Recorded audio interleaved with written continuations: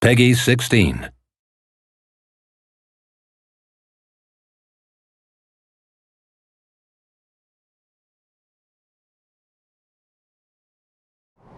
We started with the idea that we wanted to set it in the future, but in a beautiful future. We took the idea of magic and turned it into technology, so we grounded it in a reality that we could foresee.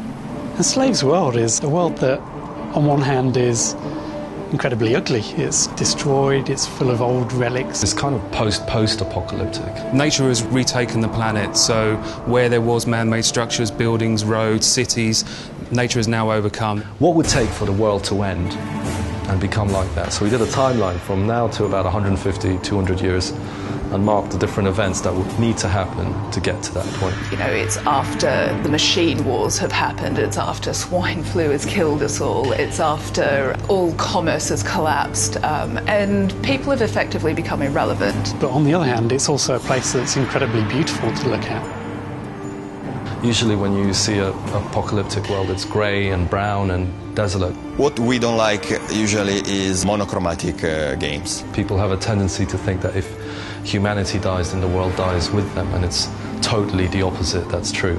When we're off the face of the earth, nature just reclaims everything. And it's amazing how quickly you see things that we felt were permanent start to dilapidate.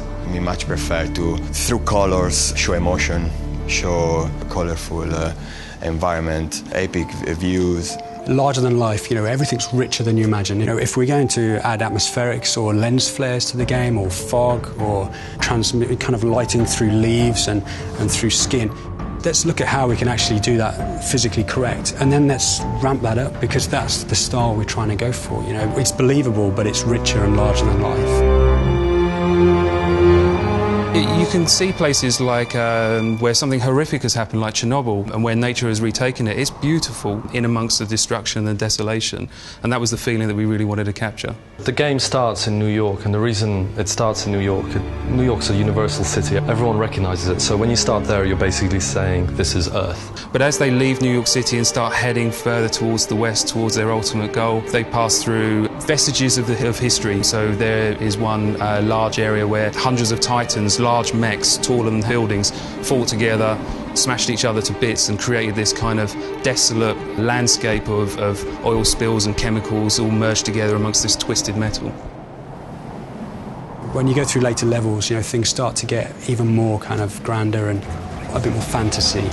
It'll at least be remembered when you play it. Like, there'll be imagery, there'll be sounds, there'll be an experience about it that then becomes part of you. That's how you kind of immortalize your games. And that's what we're trying to achieve. Make a game that we would want to watch, play, touch, hear, see. That's our objective.